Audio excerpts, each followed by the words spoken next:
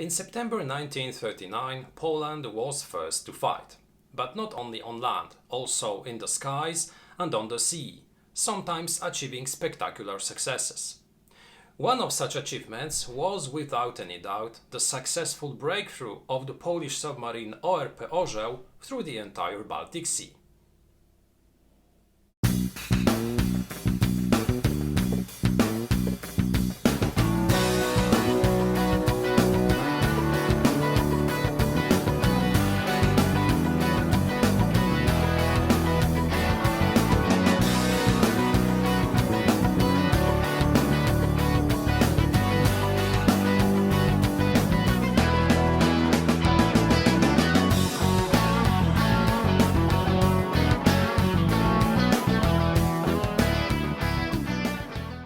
Hello, this is Michel Leviathan Sorbet and this is a new episode of Wojennik TV. ORP Orzeł, or if you prefer ORP Eagle, was a Polish submarine fighting during World War II. It was initially, during the September campaign, interned in Tallinn, Estonia, but it managed to escape internment and it managed to break through the entire Baltic Sea, escaping German reconnaissance, German attacks, and reaching safely the British Isles. There, it continued to fight alongside the Allies, and it was the first Allied warship, the first Allied submarine to sink a German cargo containing troops en route to Norway. An extremely interesting submarine sunk later during the war, and up until today we do not know where the wreck of it is located. An extremely interesting vessel which deserves even a separate movie which would be extremely interesting and which would be, I probably think, extremely successful. Thanks to a game published by the Polish Institute of National Remembrance in 2020, we can recreate one of the most important and most interesting episodes of the actions of this submarine during the war, the escape from Tallinn to the British Isles. This game is called ORP Orzeł, ORP Eagle, and it was designed by Łukasz Pogoda. This is a game for 2 players. It is meant to be a war game, but a very simple war game with a low entry level, so it is for players aged 12 or higher, and the time of play will be somewhere around 20 to 30 minutes. One of the players will take control of ORP Orzeł, trying to break through the entire Baltic Sea and to escape German attacks and to reach the Denmark Straits. If it does, it wins. The second player will take control of the German Kriegsmarine, trying to locate and then to sink the Polish submarine. Both players will use dice, both players will use different assets in order to accomplish their objectives. Today I'd like to show you how the game looks, then briefly explain how it works, and at the end I'd like to give you my final thoughts concerning it, underlying its strong but also weaker elements. So let's begin. Here is ORP Orzeł, ORP Orzeł, prepared to play a new game. Now, this game was published by the Polish Institute of National Remembrance in such a way that we receive in it both rules in Polish as well as in English. And it concerns also the board, which is double-sided. This is the English side of the board. On the other side, we have the Polish version. So this game is also prepared in such a way that it can easily be played by players who do not know Polish, but who are able to read the English version rulebook. This applies also to the historical commentary, so this is a very nice addition because it gives you a better insight concerning how the story behind ORP Orzeł looked like. Now, this is a 2-players game. One of the players will take control of the ORP Orzeł crew interned in Tallinn in September 1939 and trying to escape to the Danish Straits. So the objective of the Polish player will be to travel through the Baltic Sea and to reach the Danish Straits behind the orange line. If he succeeds, he wins the game. His opponent will take control of the Kriegsmarine forces, trying to locate and to sink ORP Orzeł before she manages to reach the Danish Straits. So the objectives of both sides will be very different, but all will be about hunting the Polish submarine or trying to avoid being detected and to be sunk down. Both players receive a different set of assets. Both players receive dice, but those are firstly different colored dice. The German ones will be white dice with red and black symbols. The Polish dice will be red with white and black symbols. Both players will also receive player screens. As you can see, one will be for the German player, the second one will be for the Polish player.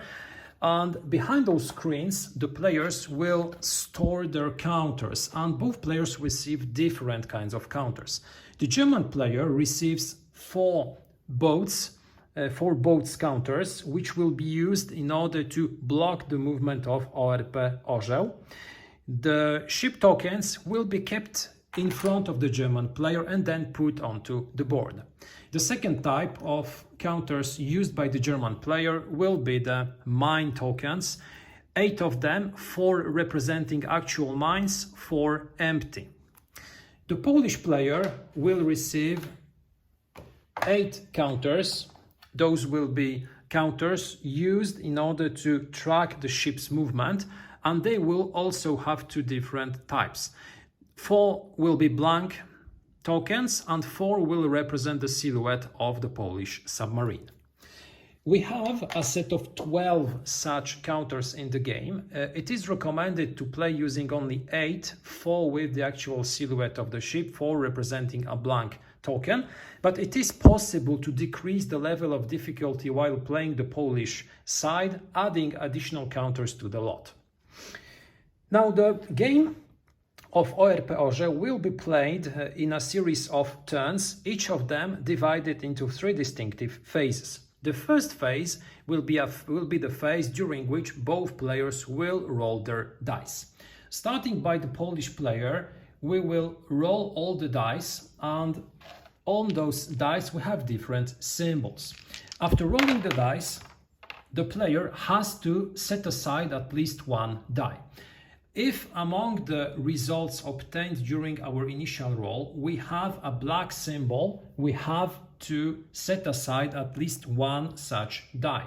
We can set aside more than 1, but we cannot set aside more than 1 die with the same symbol. So for instance, if I obtained 2 symbols indicating a double A, I could set aside only 1 such die. I would have to re-roll the second. So after setting aside some of the dice, I re-roll the rest, and again, if I obtain a black symbol, I have to set it aside. If I don't, well, I can set aside the symbols that I want. When the Polish player is done, it's up to the German player to do absolutely the same thing. Again, we have to set aside at least 1 die. If we have black symbols, we have also to set them aside, and we cannot set aside more than 1 die of the same symbol at once. Of course, if I obtain the same symbol during a subsequent roll, I can set it aside, so it is possible. After both players have ended rolling their dice, we pass to the actions phase. During the action phase, starting by the Polish Navy, both players will execute actions in accordance to the results which they obtained on their dice. Now, the results on the dice of both players, the actions allowed by the dice of both players are very different. On the Polish dice, we will find 3 types of symbols. The first symbol, which can be a black A or a white A, as you can see, will be the action of setting a course. This is the main Polish action enabling the movement of ORP Orzeł.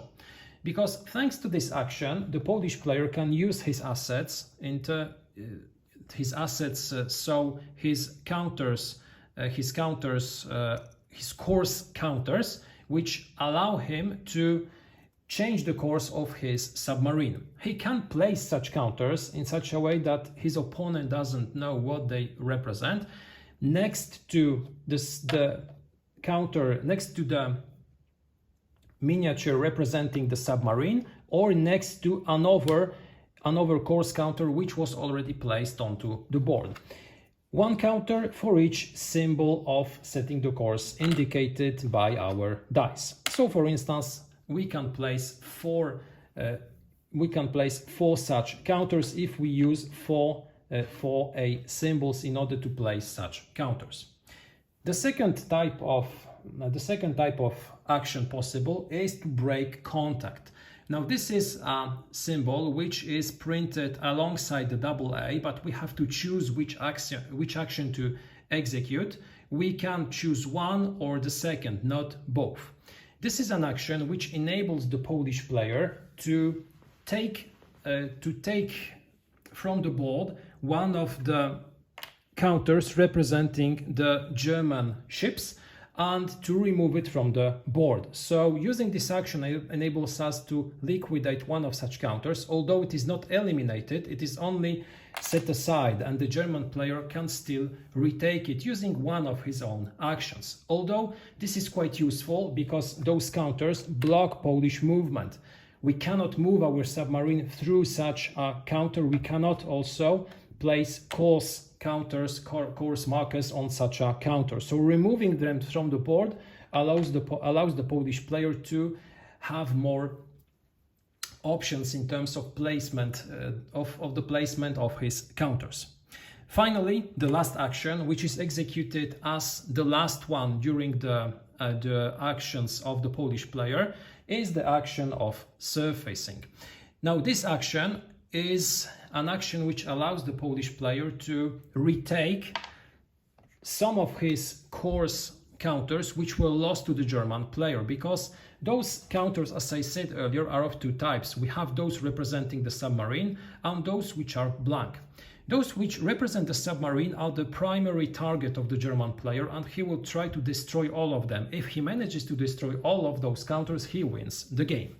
But the blank counters, when discovered, will be taken by the German player and put in front of his player mat.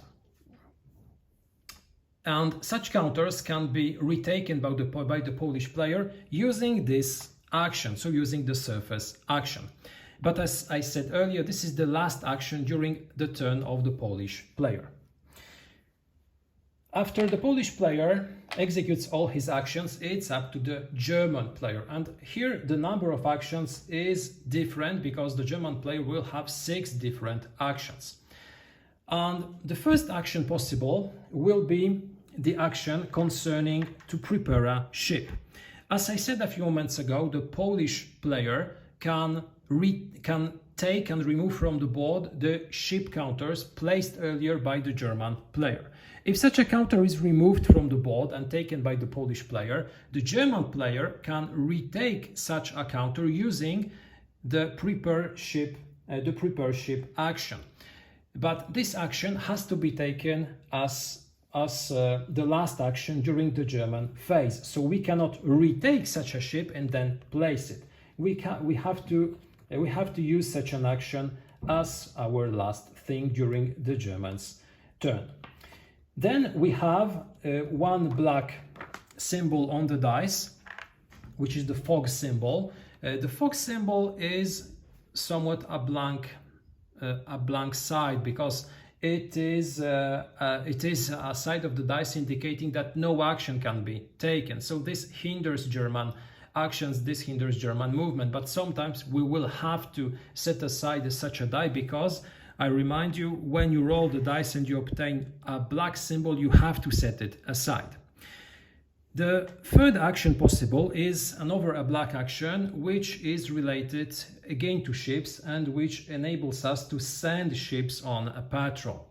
Using this action, we can place up to 2 ships, or if we do not have any, move those which are currently on the board and place them next to the miniature of the submarine or next to a course counter which was placed by the Polish player. Those spaces occupied by such ships, as I said earlier, are inaccessible. We cannot enter them, we cannot place course counters on them, so they will hinder Polish movement. Then we have the 3 red actions. The first one will be laying mines. The German player has 8 mines counters, and when he obtains such an action, he can place up to 2 mines on the board. He chooses from his reserve, and he can freely choose both the real mines and dummies, and he can place them anywhere on the map. So for instance, we can block the central part of the sea. Those counters will be hindering Polish movement, because as soon as the Polish player tries to place a course counter on such a mine counter, it is revealed. And here we have 2 possibilities. If the revealed counter is a real mine, the Polish counter is also revealed. If it is a counter representing ORP Orzeł, it is removed from the game, and the German player achieves to destroy one of those counters. If it is a blank counter, this counter is taken by the German player, put in front of his playing area, and the Polish player will have to try to regain this marker using his surface action. The second option is when the counter is blank. In such a case, the Polish player just puts his course counter on such a space without unveiling it. So it is possible actually to pass through such minefields if those minefields prove to be dummies. It's up to the Polish player to decide when to risk, when to place those counters, and it's up to the German player to decide where to place real mines in order to try to fool his opponent. Finally, the last 2 actions. The first one is the observation action, which enables to search for ORP Orzeł on the board. When executing such an action, the German player can return one counter one course counter placed by the Polish player. And if it is a counter which represents ORP Orzeł, it is flipped over and left where it was discovered. If it is a blank counter, it is instantly removed from the board and placed in front of the German player. Again, susceptible to be retaken by the Polish player while using his surfacing action. The last action is an attack action, and using this action we can destroy the ORP Orzeł counters which were flipped over. So in order to destroy such a counter, we have firstly to search for it and then attack it. So it requires us the usage of two separate actions. First searching, then attacking. Of course, we can also destroy such a counter if the Polish player decides to put it onto a real minefield. This is another option. At the end of this phase, both players have already executed all of their actions. And at that point, we pass to the last phase, which is setting the new position of the submarine. At that point, the Polish player can move his submarine next to the space which is surrounding the space where the submarine is currently located, or next to one of the course counters which are still present on the board. Before such a movement, we verify, however, if all the counters which are on the board, the course counters, still form a chain of counters, because such a chain, due to German actions, can be cut. And if it is, all the counters which do not form the current chain of counters are removed from the board. So we cannot sail to such a place, because such counters are not connected to the chain linking them up to the submarine. In order to move the submarine, we have to keep such a connection. So I could, for instance, place my submarine here or here after the movement, but this counter would be removed because it wouldn't form part of the chain of counters. It doesn't matter if those counters are face up or face down. If a face up counter depicting ORP Orzeł survived the German actions, it is still a valid counter. We can move next to it. After this movement, the Polish player retakes all his course markers, places them again behind his player mat, and a new player is, and a new turn is played. Both players play in such a way until they manage to accomplish their objectives. So the Polish player will try to make to the Danish straits, whereas the German player will try to destroy all the counters depicting ORP Orzeł. That's it when it comes to the rules governing the play of ORP Orzeł. Now let me invite you to a brief conclusion. I'd like to tell you what I think about this game, what I believe are its strong but also the weaker points. ORP Orzeł is not the first wargame published by the Polish Institute of National Remembrance. I had already the pleasure to review several other titles published by IPN, including Polskie Państwo Podziemne, The Polish Underground State, or Bitwa Warszawska, The Battle of Warsaw. And each time those games were focused on very important moments of Polish history. ORP Orzeł is not an exception, and if I were to cite what in my opinion is the strongest point of this game, it would be certainly the educational aspect of this title. Because ORP Orzeł is a game in which not only we will recreate those epic moments during the breakthrough of ORP Orzeł through the Baltic Sea, we will also learn a lot of things concerning this very interesting, fascinating vessel. ORP Orzeł was built in order to reinforce the Polish Marine, and it participated in World War II not only during the initial battles fought during the September campaign, it fought also alongside the Allies later during the war. As I mentioned at the beginning of this video, it was one of the first Allied vessels who entered into contact with German troops en route to Norway. It successfully attacked and sank the cargo Rio de Janeiro. Later it was lost during another patrol, and still it is a vessel which we do not know where its wreck is located. Maybe someday it will be found.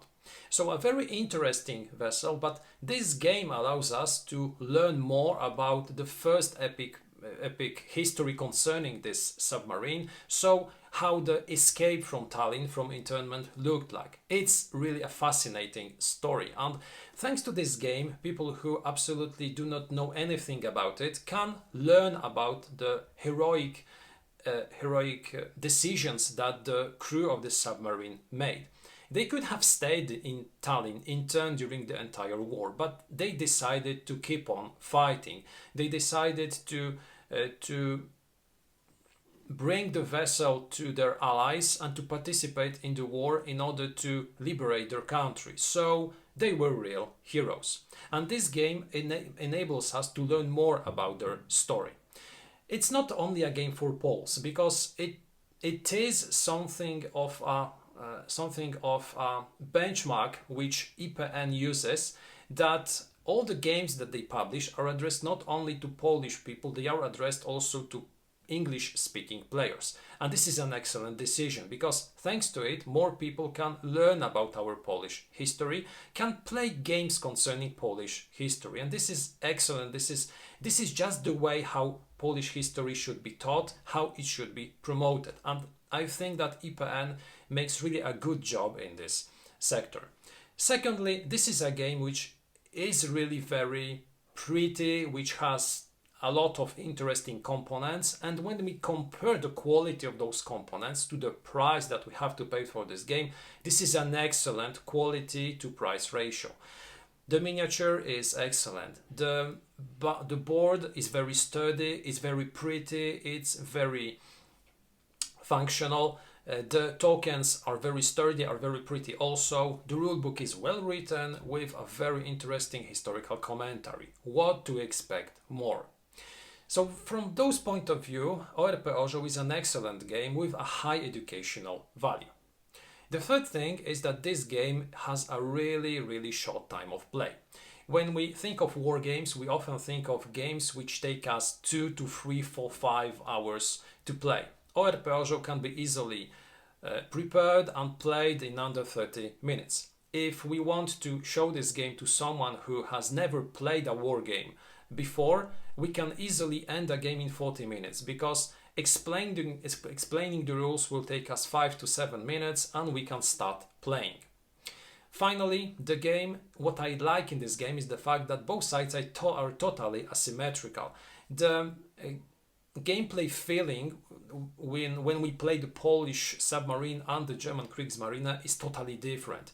Well, the objectives of both sides were of course very different, but they are still opposing objectives, so we might expect that some of the mechanics will be similar, and there is a similar mechanic because both players will use dice, but those dice are different with a different palette of actions. So playing the Germans, playing the Poles will give you a very different experience, and this is also a strong point of this game.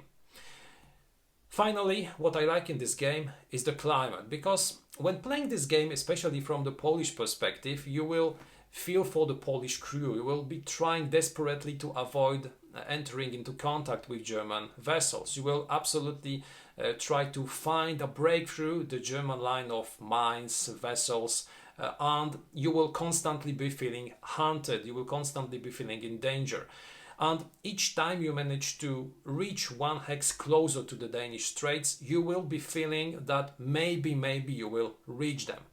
From the German perspective, it's not that climatic, it's not that interesting, but maybe it's my Polish point of view that speaks through me. Maybe it is also extremely interesting. It's a different experience. It's still interesting, but I wouldn't say it's extremely engaging, just as it is from the Polish perspective. So, what in my opinion are the weaker elements of ORP Orzeł? The first one, I'd say, is related to the map, because although I like how it is done, I like the artwork, I like the fact that it is extremely functional, I believe that a big part of the map, and to be precise, the upper right part of the map, will never be used. This part of the map represents the part of the Baltic closer to Sweden in the northwestern part of the Baltic Sea, and we have several hexes located in this part of the map. But in my opinion, those hexes will never be chosen by the Polish player in order to place his markers. Why? Well, because those hexes are not closer to the Danish Straits than the starting position. So this is somewhat part of the map will be quite dead during gameplay. I do not like maps on which we have dead sectors never used in games, because if we have such a part of the map, why do we bother presenting it? Can't we use it to present other information which are maybe extremely useful? And I believe we have such information which could have been printed on the map in this space. Because what in my opinion is a small problem in the game is the fact that even though the game is extremely easy, you still have some elements which are micro rules which you have to remember when playing. Those rules concern when to use certain actions, because not all actions are resolved in the order that you want. Some of them are resolved after resolving each other action, and you have to remember it because you do not have a player aid. Your player screen is just its sole purpose is to hide your dice or rather your tokens. You do not have any information on them. So using this part of the map to print those small reminders concerning how to interpret when to play different actions would be extremely useful. Without such a player aid, we have sometimes to check when to play certain actions, especially when learning the game, when playing it for the first time. Secondly, I think that apart from the lack of player aid, apart from the dead part of the map, there is the problem of randomness, because this game is all about dice rolling. We will be rolling dice, and yes, we can put aside more than one die during the dice roll. Yes, we can decide in which order then to execute our actions, of course to some extent, but still die rolls will be extremely important, and the results of those dice rolls will sometimes be determining the outcome of the game. If our opponent has a very lucky streak of dice rolls, he can, for instance, rapidly locate our submarine and then sank our tokens, removing them from the game. And if he is able to take a lot of our blank tokens, and if we are unable to roll any results enabling us to recover them, then it's game over. We are unable to return to the game. So dice rolls will be extremely important. It's not a huge problem because, I remind, this game lasts for 20-30 minutes. So even if it ends very rapidly, we can replay one more game, maybe switching sides, and still have fun. But when looking at the game from the perspective of having influence on the final outcome, it will be a mix of dice rolling and maybe decision making. The last thing, which in my opinion might be problematic, is the balance between both sides. Because in the game we receive 12 tokens of ORP Orzeł. The total is 12 tokens that we receive when it comes to the Polish side. 6 of them represent the Polish submarine, 6 of them are blank tokens. And in the rules we have the information that you normally should be using a mix of 4 tokens representing the submarine and 4 blank markers. When playing your first game, it's recommended to play 5 plus 5. But in my opinion, the recommended number of tokens, 4 plus 4, is too small. And during the games that I played, and I played more than 20 games of ORP Orzeł, when using those rules, when playing only 8 tokens, so 4 submarines, 4 blank tokens, the Poles rarely won. Maybe 2 or 3 times if I remember correctly. It was still very, very hard to win from the Polish perspective. So I believe that using a mix of 5 Polish tokens, submarine tokens, and 5 blank would be the way to go. Even though this is recommended for beginners or when beginning to play, I still believe it's just the way how the game should be played. Playing with less should be recommended as a very difficult task. Playing with less should be recommended as a very easy way to play. So, in my opinion, this final mix should be 5 plus 5. But of course, it's up to you. If you want a more challenging game, why not play 4 plus 4? If you want an easy game, why not play 6 plus 6? Concluding, ORP Orzeł is an extremely interesting project. Once more, an interesting game published by the Polish Institute of National Remembrance about a very important moment of Polish history. A game with excellent components, with an excellent quality to price ratio, with a very sympathetic time of play, because finishing a wargame in 20 or 30 minutes is an excellent time. So this is an interesting filler if you're searching for something short.